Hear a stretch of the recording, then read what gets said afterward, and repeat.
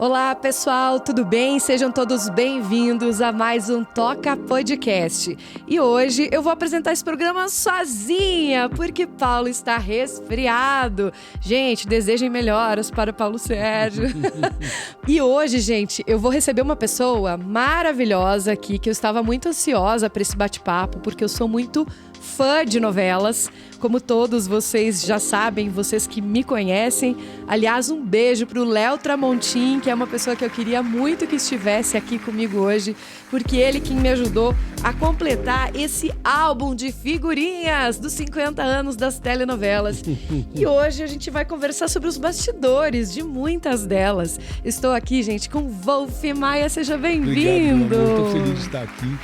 Esse lugar gostoso, essa cidade gostosa. Estou aqui, cheguei ontem para falar da verdade do workshop, né?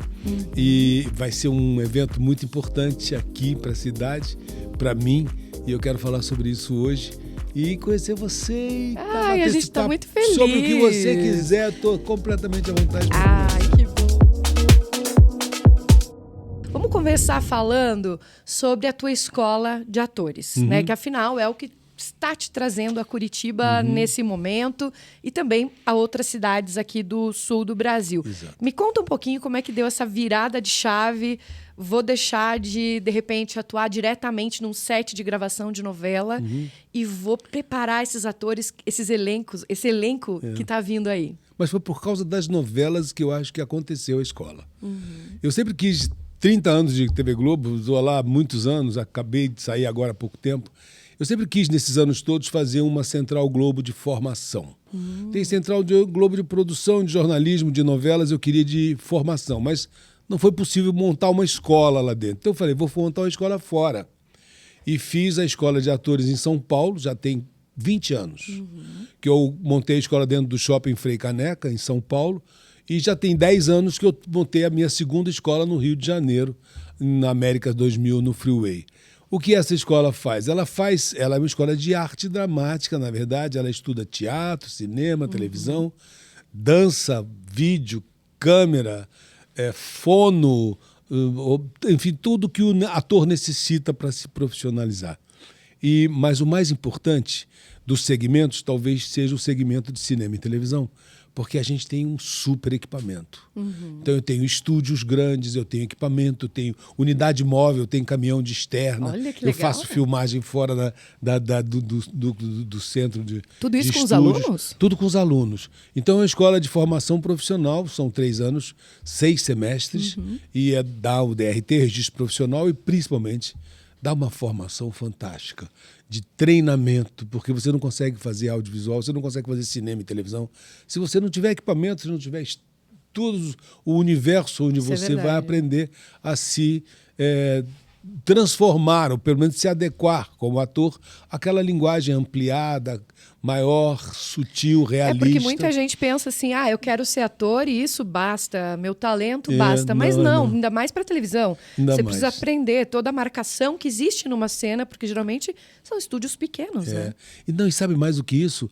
É a medição da dramática. O palco te dá um tamanho de relação você e o olho que está te vendo lá na plateia. Isso. A televisão, o seu olho está aqui.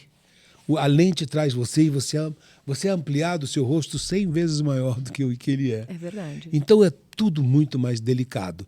E não é mais contido, na verdade, é mais concentrado, mais delicado. Então o processo emocional é mais verdadeiro, o processo de pensamento é mais sutil, o processo de dramatização é mais contido, sem perder a intensidade. O que o ator tem que fazer? Treinar. É treinar em cima disso. Eu, na Globo, fazia isso com os meus atores, nos meus elencos. Antes de entrar num set de filmagem, eu fazia uma mesa e passava o texto com todos eles, as cenas com todos eles. Não dá para fazer isso num universo industrial, né? Eu preciso perder tempo criando as cenas e não preparando as cenas que os atores faziam em casa. Aí disso veio a ideia de a oficina de atores. Há muitos, talvez quase 20 anos atrás, o Paulo José, que era um homem interessantíssimo de televisão, e aí nós criamos a oficina de atores na Globo. Deu uma especializada em todos os atores que entravam lá e eles praticavam, estudavam, treinavam antes de entrar no cenário, no set e fazer lá a novela ou o seriado, o que fosse. Mas a Globo é uma produtora, não é uma escola formadora. E aí eu fiz a minha escola formadora e sou associado até hoje. Por isso que eu digo, indicar, temos né, uma relação atores. ótima. Não, eles mandam para mim atores, eles se preparam lá comigo. Os meus atores, quando se formam, a primeira mostra é para os produtores de elenco da Globo. Então nós temos uma relação muito íntima, de confiança artística. E aí, só que eu quis trazer isso do Rio e São Paulo. Aí pintou a ideia de fazer uma masterclass pelas principais cidades do Brasil. Eu elegi 6, passaram para 9, porque eu já fiz Goiânia, Brasília e Belo Horizonte. Certo. Estou fazendo agora, a partir de 1º de agosto, Porto Alegre, Florianópolis e Curitiba, e devo fazer Salvador, Recife e Maceió. E qualquer um pode se inscrever? Não, Qual na é verdade não é bem pré-requisito? qualquer um. Eu preciso que você já tenha alguma experiência, porque são muito poucas vagas. Se eu fosse fazer um projeto para 200, 300 pessoas, não é uma palestra. Eu estou viajando com um circo de câmeras e editores. Enfim, eu monto um estúdio dentro de onde eu vou fazer. Aqui em Curitiba vai ser meu nome... Estúdio Vieira. Maravilha. Eu vou visitá-lo agora. O Estúdio Vieira, vou montar as câmeras, equipamentos e vamos Vai trabalhar deixar tudo pronto. 3 dias, sexta, sábado, domingo, 10 horas por dia, muito tempo. Quantos alunos? 6 horas por dia, na verdade, não são 10. No máximo 25. Certo. Porque você tem que ter uma atenção especial para aquela eu faço turma, uma né? cena com cada um. Olha. Eu entrego, inclusive, para currículo deles, eles vão com uma cena profissional, gravada sai em com estúdio. portfólio, pelo Já sai com menos. portfólio. É, E isso é aí eu tenho interessante. que fazer uma seleção. Por isso que eu estou priorizando os atores que já têm alguma experiência, que já têm alguma formação, que já têm algum subsídio, que eu não posso pegar um jovem, faço isso na minha escola, todo ano eu tenho vestibulares para 200 alunos, eu não posso pegar um aluno que nunca tenha tido nenhuma experiência.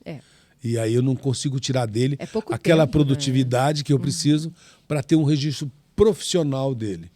Nessa atuação toda, com esses grupos, com esses talentos pelo Brasil, você já provavelmente descobriu nomes novos que surgiram, despontaram nas novelas. Cite alguns aí que te marcaram, que de repente surgiram muitos. nas suas oficinas e que, caramba, hoje é uma estrela. Quem você Desde o início destaca? das minhas oficinas, minha primeira turma foi uma turma muito privilegiada. A primeira oficina que eu fiz não era nem na minha escola, não tinha escola ainda, foi na Faculdade de Alonso, no Rio. Dali surgiu muita gente, Cláudia Abreu, Cássia Kiss, eram jovens atrizes que estavam começando. Olha Depois eu isso. montei a minha escola, as primeiras turmas da minha escola, Márcio Destiano, Paola Oliveira, Nanda Maravilhosas. Costa, Malvino Salvador, Henrique Castelli. Tinha muita gente que começou ali um treinamento, né? E até hoje, agora acabou de sair a Júlia Buscato, o Jafar Bambirra, que fez a novela do João Emanuel, Mania de Você, eu acho. Enfim, o tempo inteiro eu estou criando, Pensando. preparando atores para o mercado. E é isso que é legal, porque você vai numa empresa onde você tem todos os quesitos que são necessários numa grande empresa de comunicação profissional.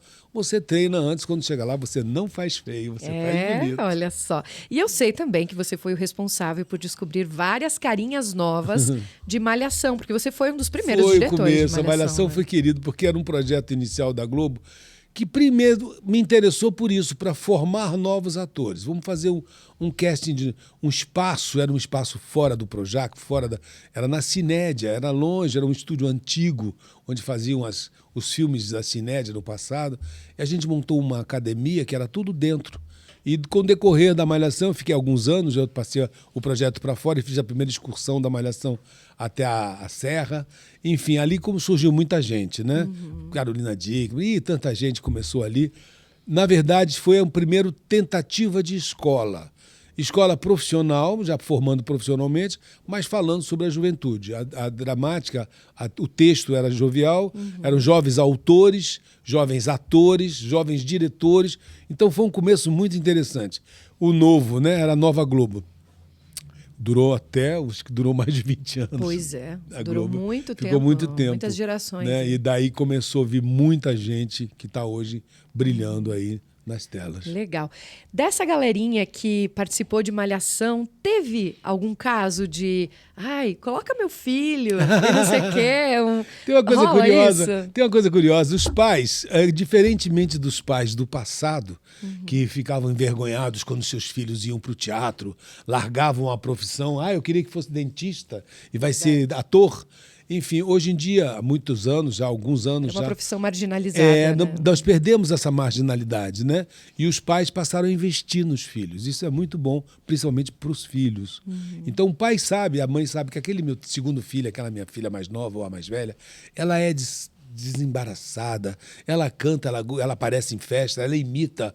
Ela tem um cheiro de atriz, ela tem o DNA de uma comunicação. E aí aconselhei para a escola. Isso acontece muito até hoje na minha escola. Muitos pais levam filhos. Né? E, sem dúvida, também tem os pais que querem favorecer os filhos. E eu acho isso até natural. Mas o que favorece é o talento. Não adianta você ter sobrenome, ter poder, ter dinheiro. Se ter pessoa não qualquer for... tipo de vantagem sobre alguém. Se você, na hora que abre a câmera para você, você faz seu primeiro trabalho, se você não arrebata, o que está ao lado e é melhor vai arrebatar. E aí que muita gente critica o fato de pessoas ficarem famosas num reality show, por exemplo, e despontarem em novelas. Até surgem muitas críticas em relação a isso. Mas você sabe, pensa disso? As pessoas que vieram de reality show e que se deram bem em novelas, que são pouquíssimas, estudaram. Né? Se prepararam. A Grazi Massafera é um exemplo disso. Sim. E tem alguns outros também que eu tenho alunos que também foram para a minha escola depois no reality, foram estudar. Né? Eu tenho agora essa loucura de influencers, que é uma pessoa que tem uma personalidade e que se dá bem na comunicação. Faz parte da época.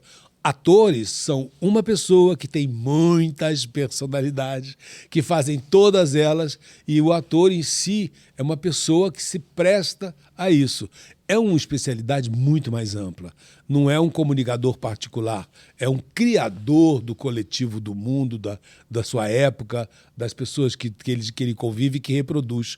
Às vezes reproduz um marginal, uma prostituta, um assassino, enfim, você reproduz tudo aquilo que a sua imaginação e seu treinamento como profissional, como ator, você muda vozes, você muda tom, você muda cara, aí é o ator.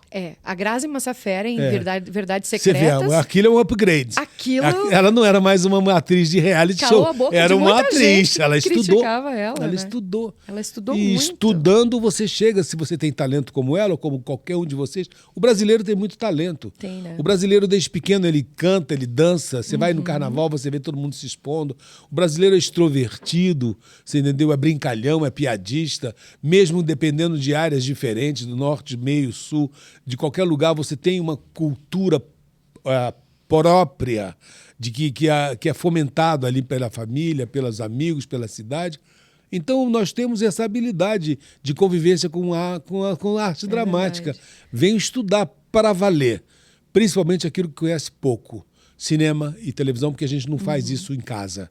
A gente precisa de lente, a gente precisa de ampliação, a gente precisa Não de é universo. celular, gente. Não é celular. Diferente. Não é celular. Não é uma comunicação pessoal de um recado no celular. Não, é uma dramatização com a estética muito mais ampla do mundo inteiro que você vive. Já teve caso de você ter que lidar com vaidade no set? No Sempre sentido tem de... vaidade. Eu não quero aparecer desse lado. Não tem não. Tira minhas rugas, passa um filtro. É curioso isso. Sabe quem age assim? São exatamente os piores atores.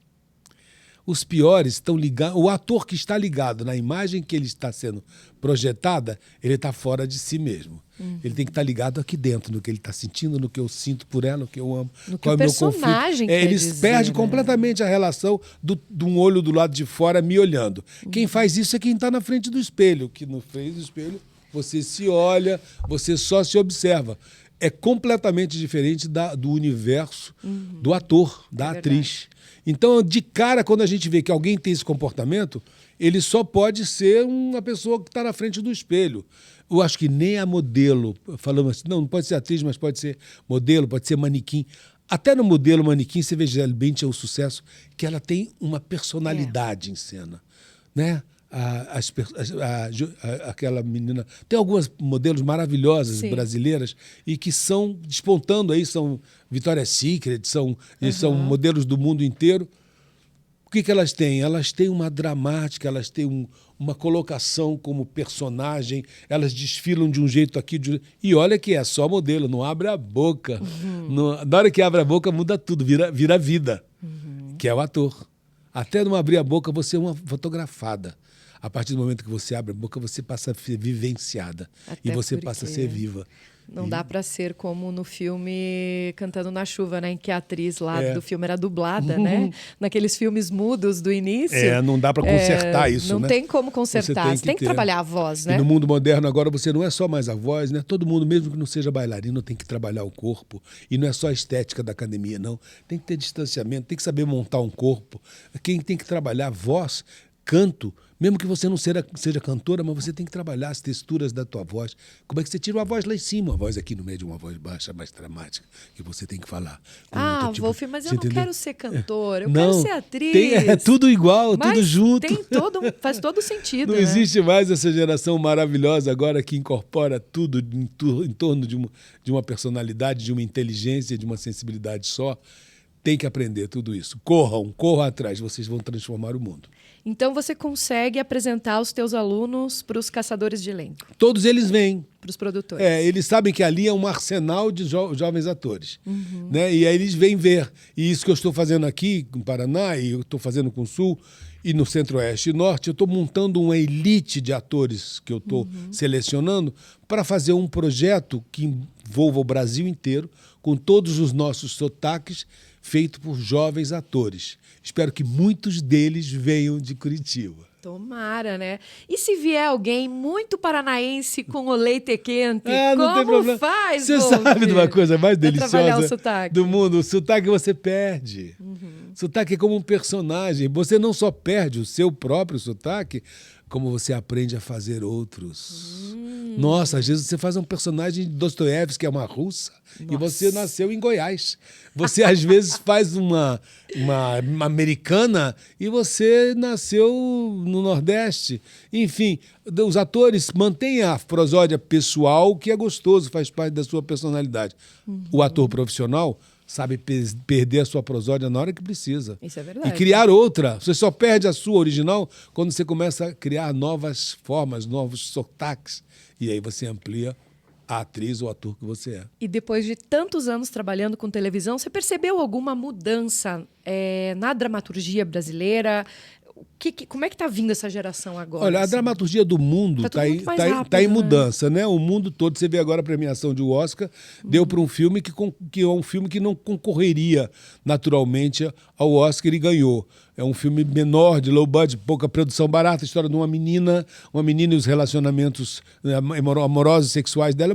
É uma temática concentrada num departamento. Então, a dramaturgia do mundo está muito concentrada em suas épocas, por isso que a gente vê histórias orientais, histórias de todas as partes do mundo, até as brasileiras estão fazendo sucesso lá fora, porque estão focando os microcosmos que fazem o nosso universo dramático. E então, isso é uma constante que não volta atrás. Eu acho que a dramaturgia ampliou.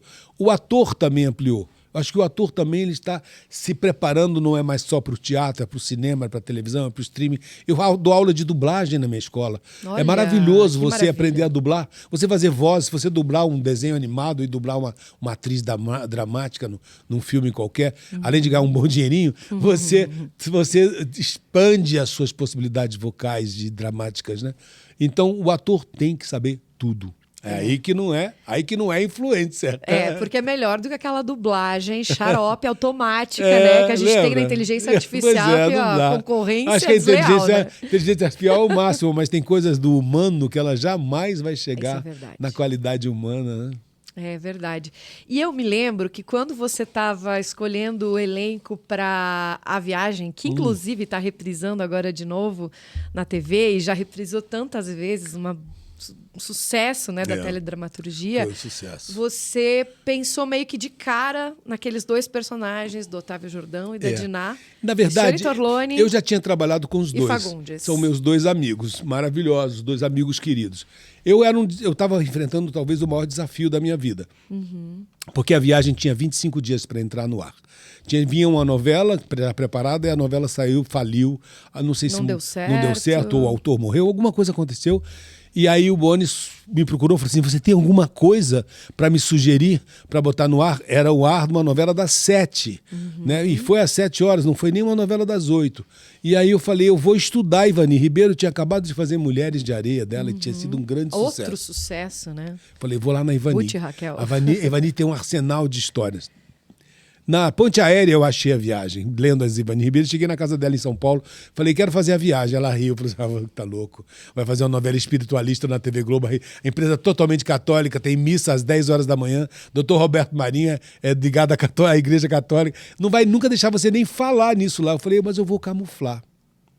Eu vou começar a viagem, eu sei que eu vim lendo a sua história, ela começa na família, um acidente, perde um menino, é uma família normal, de classe média alta, Sim. E que aí depois da primeira desencarnada, da primeira morte, é que a gente vai falar sobre a vida após a morte e outro plano além da morte. Então aí a minha doutrina espírita ela vai chegar lá na frente e eu não vou fazer uma novela doutrinária, não quero catequizar o brasileiro para a espiritualidade. Eu quero utilizar a espiritualidade como dramaturgia, como golpe dramaturgo, como que é o sentimento. E além de tudo, quero explicar, principalmente para a criança, o que é perder alguém que não está nem no inferno, né? Não vira estrelinha, não está no capeta, não tá... Eu vou descodificar o céu e o inferno e vou humanizar o entendimento de céu e inferno para um público.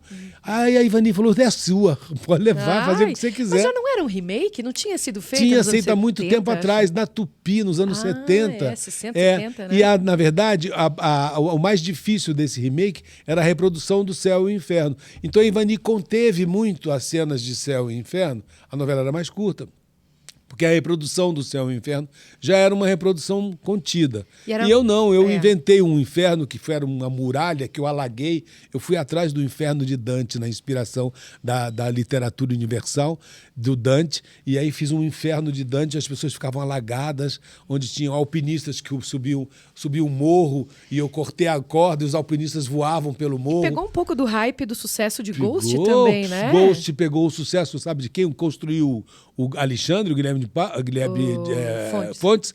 Eu construí ele pensando em Laranja Mecânica. Era um filme do Kubrick. Sim. Laranja Mecânica, lindo. E o menino tinha até um olho pintado. Ele tinha um status diferencial. E o Guilherme, eu descolori ele, botei ele todo de preto, ele é um ótimo ator e fez lindamente. Sim. Então, foi tudo... Sabe quando dá certo a química? Cristiano veio de Portugal, Fagundes, que é agnóstico, ele não tinha nenhuma religião. Eu falei, você vai ser um líder, você vai viver uma transformação religiosa no meio de uma história onde um agnóstico vai para um plano superior. E ele adorou, porque é um estudioso, um grande ator, né?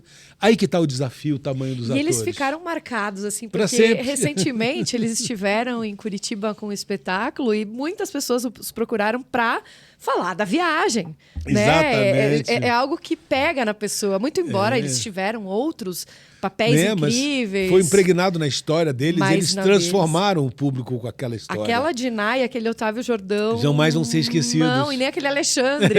Aliás, muita gente hoje em dia vê o Guilherme Fontes. O Alexandre até hoje, ele diz, ele jamais vai ficar se é. Né? Olha como a Nazaré até hoje. A Nazaré também, eu tenho personagens que eu criei na minha vida, tive a sorte de Senhora criar. do Destino, que você dirigiu. dirigiu. Eram personagens que ficaram eternamente marcados pelo que se causou no público, pela sensação inesquecível. Renata Sorraco, Nazaré. Daquela catarse que eles provocavam no público. Quem mais, assim, que você lembra, assim, que foram essas marcas aí? No humor, muitos, né? O Félix era uma brincadeira assim, que era um cara que a gente queria trabalhar a bissexualidade e comecei muito sutil. Ele era casado com a mulher, teve uma história com um homem. Era delicado tocar esse assunto, mas toquei com o Félix. No humor, muita coisa, né?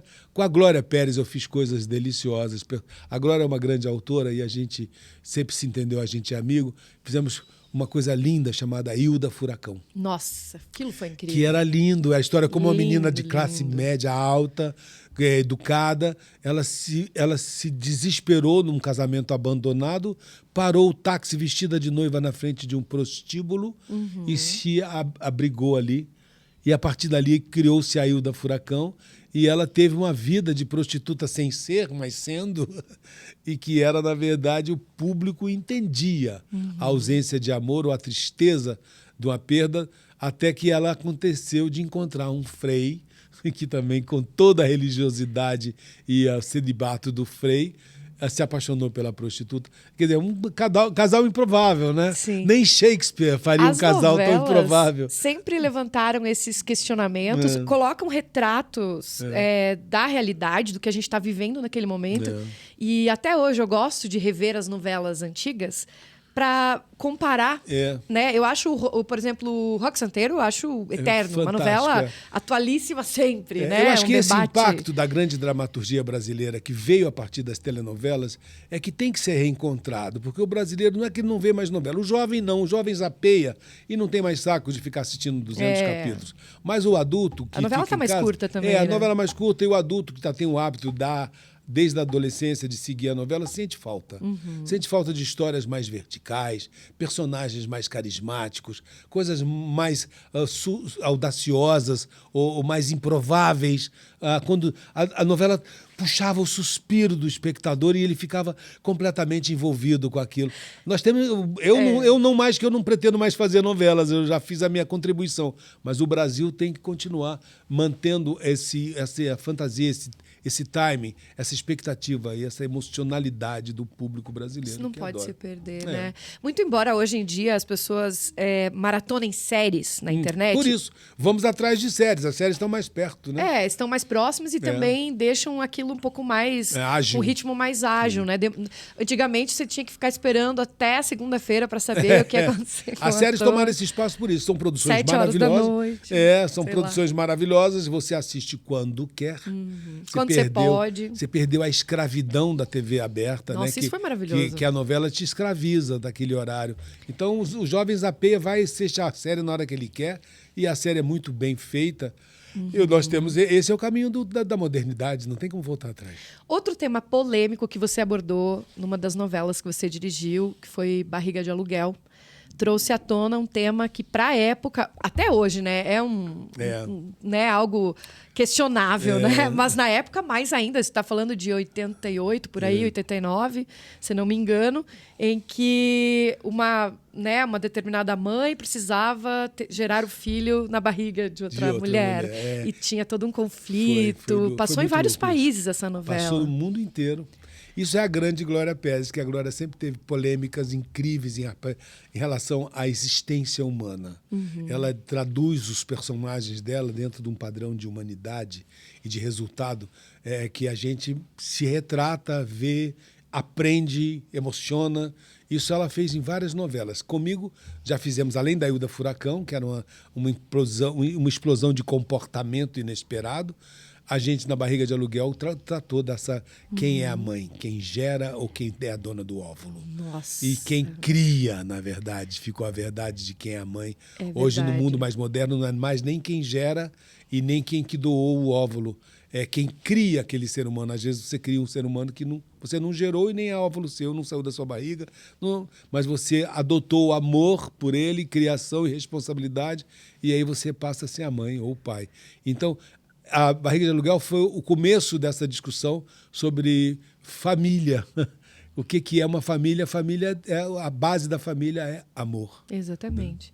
A novela, para vocês terem uma ideia, para vocês que não são dos anos 80, originalmente ela teve programados, acho que 189 capítulos, mas o sucesso foi tão grande que ela ganhou mais 54. 243 capítulos e foi considerada uma das mais longas da história da TV Globo. Não acontecia, não podia ter chegado tão longe. Naquele horário, né? Era uma novela das 6, né? 6. Aconteceu muito isso comigo, vários temas que eu apresentei, como tinha um espaço de um establishment para ser novela das 8, aí esse horário das 8 era muito disputado, né? E aí eu falei, não ligo para horário, vamos qualquer horário. A Barriga de Aluguel foi a primeira novela realista, contemporânea, às 6 horas da tarde. Nossa. Eram só Sinhazinha, Sinha Moça. Eu lembro Eram disso. só novelas de época, moreninhas.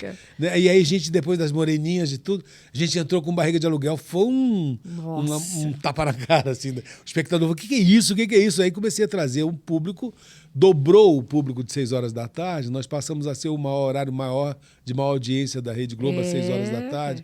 Quer dizer, o público vai atrás daquilo que gosta, você entendeu? Verdade. Em que canal seja. Outra novelinha que eu marquei aqui... Novelinha não, novelão que eu marquei aqui pra gente conversar foi sobre Tititi. Ah, sim. Foi outra que também foi a estreia do... Essa foi a estreia do Tato Gabus Mendes, Guilherme Fontes e Beth Goffman. O pai do Tato, Cassiano Gabus Mendes, quando eu entrei na televisão, ele era para mim um dos autores mais importantes do Brasil. Ele fez Beto Rockefeller. Nossa, ele foi diretor da Tupi, na época que existia a TV Tupi. É um homem de televisão maravilhoso, Cassiano Gabus Mendes, pai do Cássio e pai do Tato. E aí ele escreveu o Tititi o Cássio, estava estreando, o Cassinho Gabus Mendes, e muita gente estreando, começando. E foi uma delícia fazer o Tititi. E meio que naquela época... E depois foi feito o remake dela. Foi, mas naquela época marcou também porque foi um momento de inovação no ritmo da novela. Assim, foi algo mais ágil. Foi uma novela clipada, né? Ela toda clipada. E eu trabalhei com 2 grandes figurinistas da época, que eles criaram o Vitor Valentim e o Jacques Leclerc. Eram feitos por 2 grandes figurinistas, Marco Rica e Saganello. E eles criaram uma moda para a novela. Então a novela era muito pop. E foi muito sucesso. Foi muito legal. Eu fui muito feliz fazendo novelas com autores fantásticos, com equipe fantástica. Foi um momento importante da televisão brasileira. Agora estamos ensinando a fazer televisão, porque agora eu sou mais um professor que um diretor. Que máximo. Desses autores de novelas que você já trabalhou os textos e tal... Qual deles te marcou mais a carreira? Teve alguma É difícil dizer todos. Todos. Eu tive a sorte de trabalhar com muitos autores bons.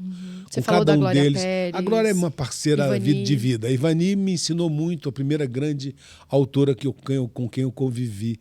Esse Cassiano Gabus Mendes era um grande autor, talvez esquecido hoje no mundo mais moderno, mas um homem que criou a televisão brasileira. E depois criei com os jovens, com os novos autores, com, Aguinaldo Silva, João Emanuel Carneiro, uma fera, um jovem autor que está aqui, vivo, moleque, moço, e genial ele, é uma cultura, é um arrojamento de pensamento, enfim. Não dá nem para te dizer qual é o maior. Eu tive a sorte, eu te diria. Mesmo autores que eu trabalhei pouco com o Antônio Calmon. Eu fiz uma novela dele, depois peguei um seriado dele que estava lá esquecido na Globo há 20 anos e montei na Forma da Lei. Concorremos ao Emmy. Eu encontrei o autor no Emmy e falei, porra, Calmon, estamos aqui no Aldo Faz História em Nova York concorrendo ao Emmy, uma obra que estava escrita há 20 anos. Quer dizer, esse encontro de autor e diretor é casamento. E aí, também que eu queria te perguntar, além da novela ser boa, bem escrita, ela precisa ter bons atores no elenco. Sim. Dessa galerinha que você está treinando agora, desses novos talentos que estão aparecendo nos teus cursos, se hoje fôssemos fazer um remake de Mulheres de Areia, quem seria a Glória Pires, Ruth e Raquel? Eu vou te dizer que eu tenho umas 10 para testar. Tem? Tenho. Olha, principalmente nessa faixa candidatas? Dos 19, 20 anos. Eu não vou nem citar nomes, porque elas estão em processo de aprendizado. Mas o que eu mais adoro é que tem muitos jovens estudando. Legal. Tem muitos jovens se preparando. Tem muito jovem que não quer ser um sucesso, uma influência, um nome, uma carinha. Querem eternizar mais a sua participação no mundo que está em volta de si. Querem retratar a sua época. Tem essa dimensão que o artista, que o ator, a atriz tem que ter. E eu conto isso na escola, eu cuido disso, eu planto isso e quero que eles sejam, na verdade, o nosso futuro da cinema, teatro e televisão. Por isso que a minha escola tem tanto equipamento de cinema, teatro e televisão. Tem um grande palco, grande teatro, grandes encenações. As pessoas vivenciam, de fato, um set de novela no teu curso, né? Precisam praticar. Na prática, só no livro não adianta, só na ideia, na vontade, não adianta. E a nossa profissão tomou esse tamanho, e o jovem sabe disso. Eu tenho muita fé no jovem brasileiro. Por isso que eu estou aqui no Sul, porque eu sou encantado com o Brasil inteiro, e acho que tem um privilégio, Rio e São Paulo, que eu queria estender. Claro que as pessoas saem de todos os lugares, vamos estudar em São Paulo, estudar no Rio. Agora, por que não eu que tenho equipamento, que tenho cultura, que tenho conhecimento, que tenho prática, abrir a minha escola e trazer aqui? Não posso acho isso maravilhoso. Não posso montar uma escola em Curitiba nem em Porto Alegre, mas eu posso vir com o meu circo, montar o meu circo no estúdio, e descobrir os talentos daqui. E oferecer, não dá para muita gente, é para 50 pessoas no máximo. Mas eu tenho certeza que eu posso encontrar gente muito legal. Qual é a principal dificuldade que os teus alunos iniciantes encontram no teu curso, nesses cursos rápidos que você está fazendo pelas cidades? Sei lá, perder o nervosismo, ficar... O sistema nervoso é uma constante em todos nós. Qual é a principal dificuldade? O sistema nervoso é um inimigo que você tem dentro de você, que você não sabe explicar por que eu fiquei nervoso e por que eu piorei com aquilo. Errei a fala, gaguejei. Então é uma convivência que você toma com você mesmo, é um processo quase de, psicoterapêutico, que você toma conta daquela pessoa, daquela persona que você está vivendo, e não pode deixar que aquela pessoa física, o Joãozinho, a Mariazinha, atrapalhe aquele personagem com o seu próprio sistema nervoso. Então, tem que saber separar o personagem da persona. E vencer, né? Não separar. Vencer os seus... Duas coisas que são importantes. A liberdade de conviver, de ter quem conduza, de ter um texto, né? E o estudo. Que às vezes o jovem não tem a prática de estudar. Estudar não é só olhar o texto e decorar o texto, não. É estudar, saber a origem daquilo, ir atrás da literatura, personagens parecidos com aquele, não deixar de ver no cinema, no livro, ler sobre aquele universo que você está trabalhando. Amplia sua captação de influências e de inspiração. Isso vai tornar você um ator diferente. Quando falaram em fazer o remake da Vale Tudo, muita gente torceu o nariz e disse, não, ninguém vai bater a Beatriz Segal como Odete Roitman. Não teremos outra Leila como Cássia Kiss e tudo isso.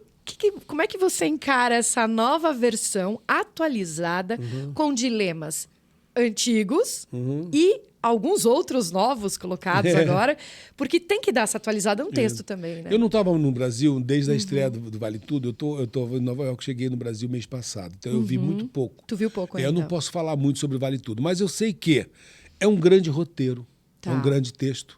Eu sei que ali eu prevejo, muitos dos atores eu já conheço e trabalhei com eles, grandes atores, né?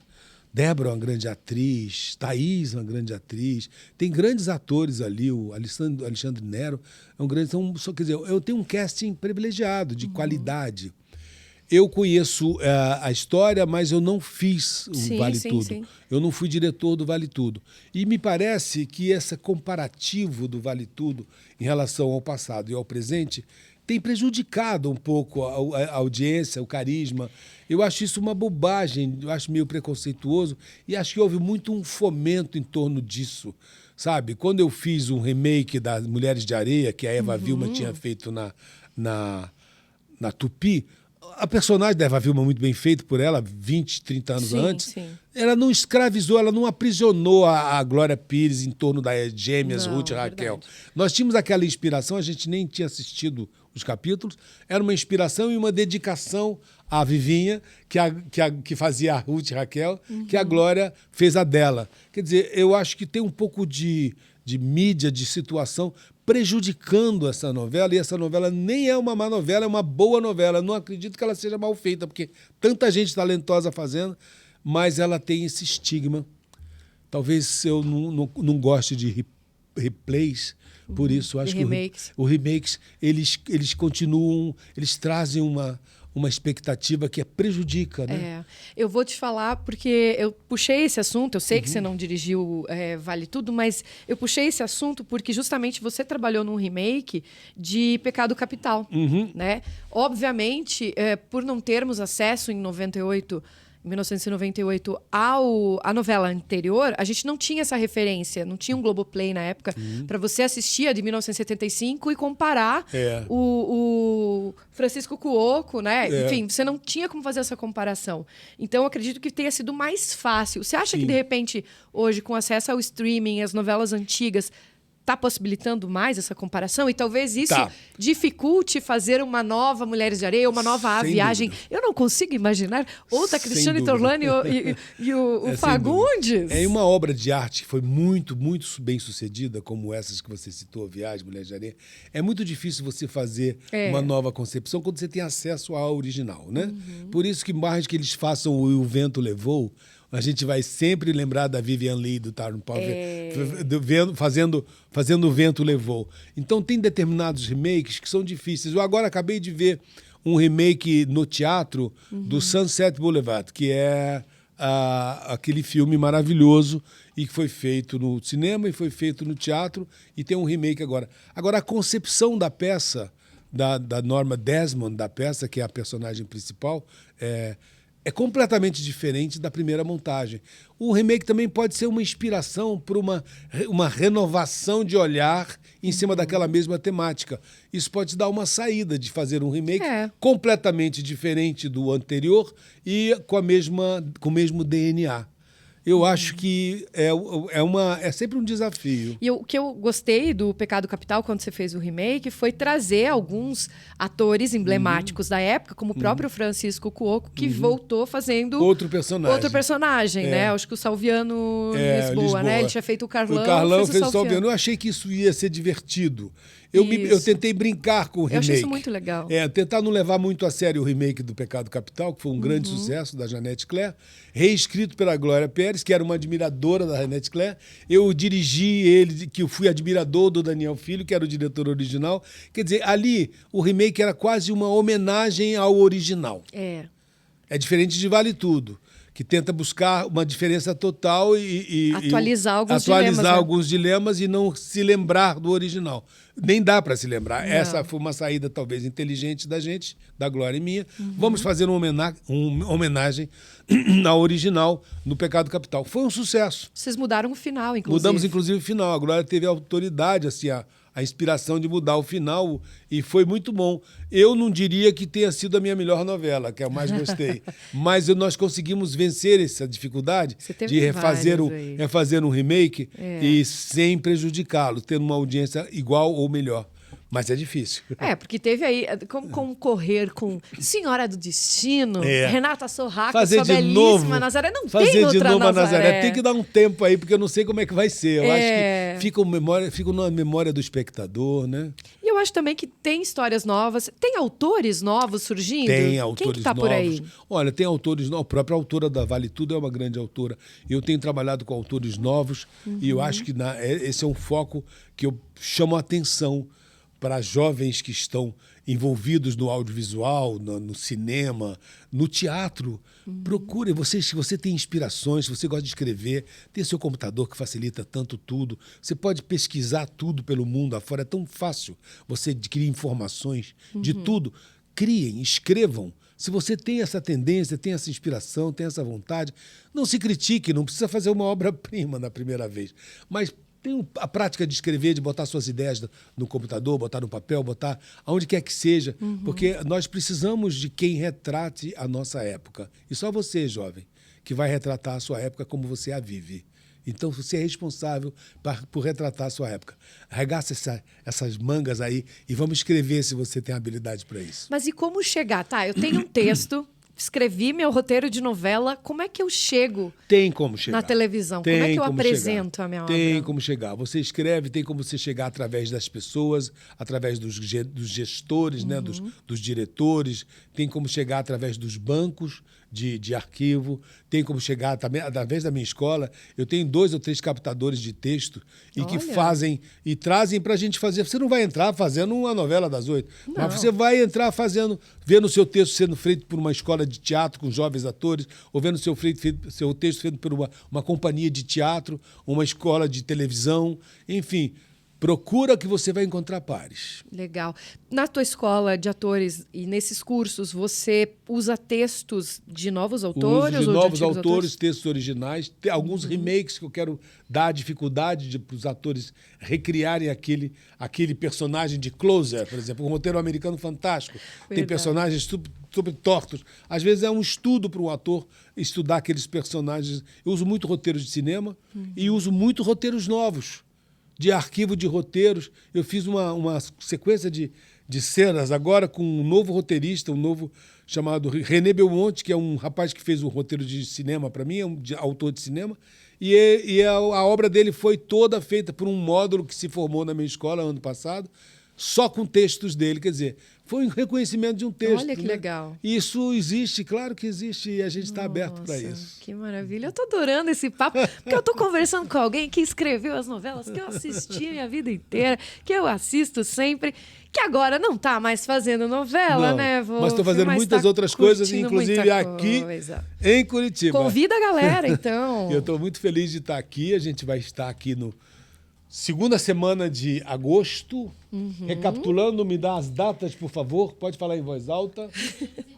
15, 16 e 17 de agosto. Ainda dá tempo de se inscrever. Ainda dá tempo de se inscrever. Se inscreva, que só são 25 vagas para cada turma. Legal. 50 no total, 2 turmas. A gente vai fazer no Espaço Estúdio Vieira, legal, que é lá na rua...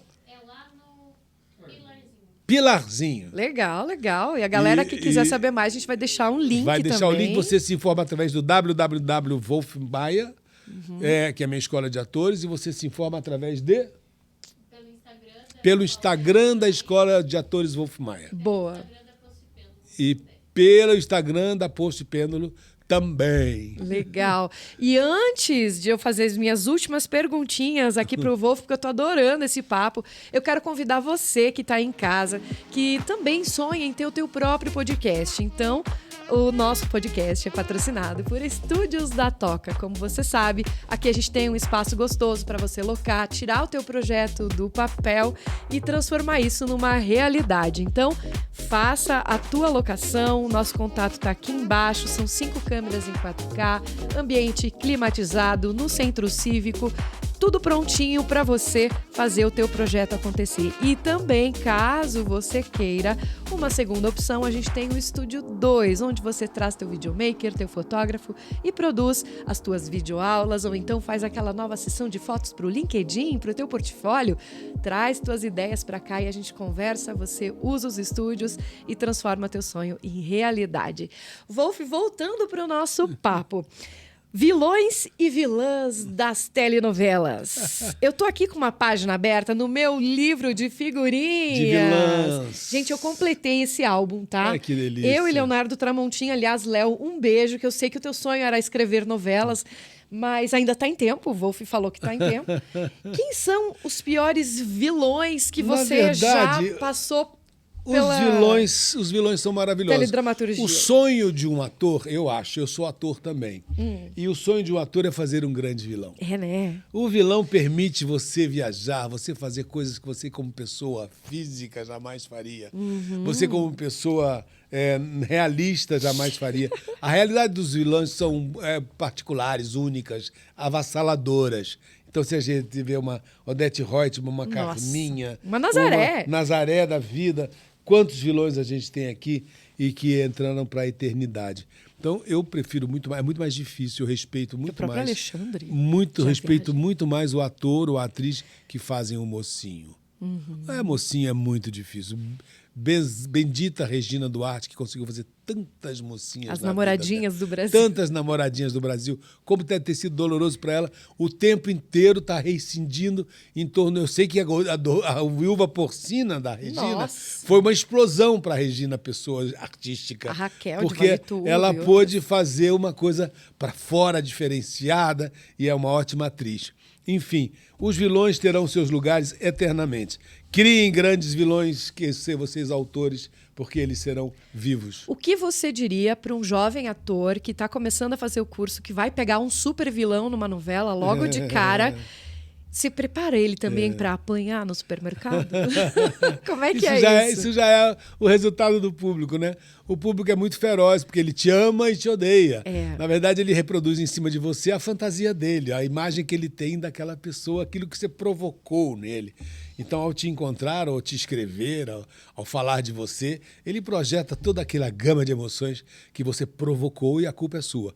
Mas o grande barato do ator, dependente do vilão, do mocinho, de qualquer papel que tenha, é fazer com que os seus personagens sejam críveis, que eles atinjam o outro, que eles sejam verdadeiros. Por isso que eu sou favorável à arte de não representar. Eu falo isso para ator, como? Estou fazendo um curso de representação?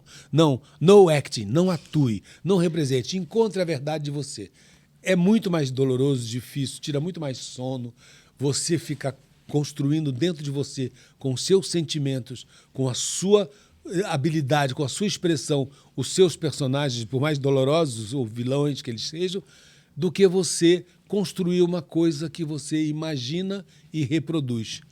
O ator não reproduz, o ator se inspira em personagens e transmuta-se para eles e coloca para fora, e você jamais vai esquecê-los por isso. É que eles têm que lidar com o hater hoje em dia, Pois né? é. O hater das redes sociais não perdoam. A pessoa acha que aquele anonimato atrás de um nickname ali vai louco. te preservar. Você já foi muito atacado em rede social? Não, assim? eu não sei, eu não sou muito ligado em rede social. 2, a minha projeção física, pessoal, ela não é muito... Você consegue ir no mercado latente, tranquilo. As pessoas, quando falam de mim, elas falam, eu sei, ele é um criador. Eu já vi ele fazendo isso. Eu sei, quer dizer, eu tenho uma relação diferenciada, que é uma relação indireta. Às vezes, a minha vida pessoal, as pessoas não sabem nada da minha vida Sim. pessoal. Com quem que eu tô. Às vezes, no meio de uma coisa, tem uma fofoca horrorosa que fala de alguém, que eu estou com alguma coisa ou fazendo alguma coisa errada.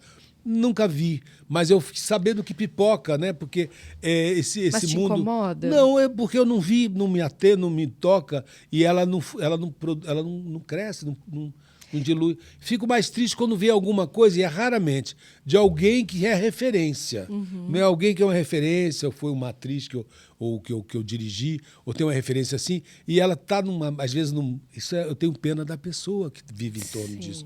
Está num momento tão dilacerante para si próprio, que só sobrevive reclamando do marido, ou reclamando política, do diretor, né? ou da política, ou falando mal de alguém, dizendo que foi prejudicada por alguém, que na verdade ela que se prejudicou a vida inteira. E aí o resultado é doloroso para ela. Mas e a gente perdoa.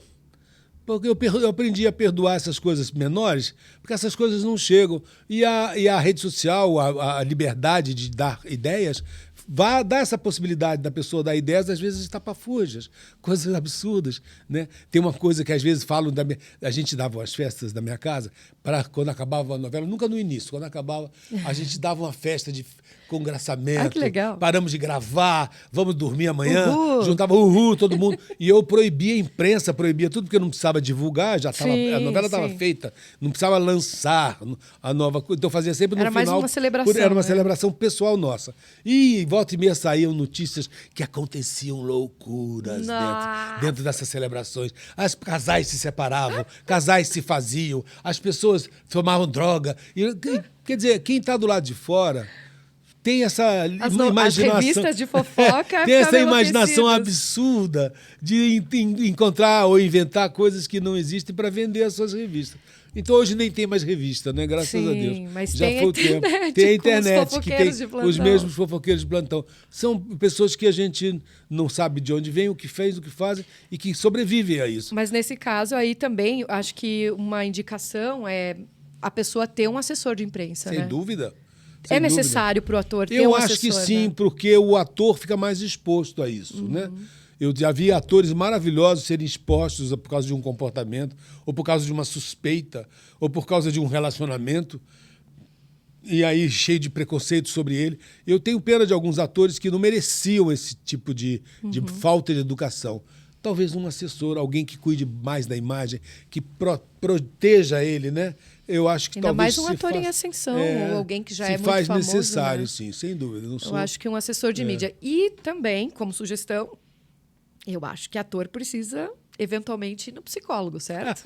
Isso todos nós precisamos, hein, gente? Eu sei, mas E eu o fiz ator- medicina, me preparei para ser psiquiatra, eu fiz a vida inteira formação psiquiátrica. Sério? Trabalhei 2 anos no Pinel, no Rio de Janeiro. Nossa. Eu ia ser, na medicina eu queria ser psiquiatra, só me interessava nisso. E claro que eu troquei a psiquiatria pelo tablado, pela Maria Clara Machado, pelo teatro, pela Unirio, pelo Conservatório Nacional de Teatro e depois pela NBC e pela Globo. A loucura era maior? A loucura era maior. O médico ficou lá no 4º ano de medicina. Mas que a gente precisa o tempo inteiro, e eu, como diretor e condutor e professor, sou um pequeno psicoterapeuta e aplico a minha noção de psicoterapia nos meus alunos, nos meus dirigidos, nos meus atores. E, sem dúvida, você precisa de um apoio nesse sentido.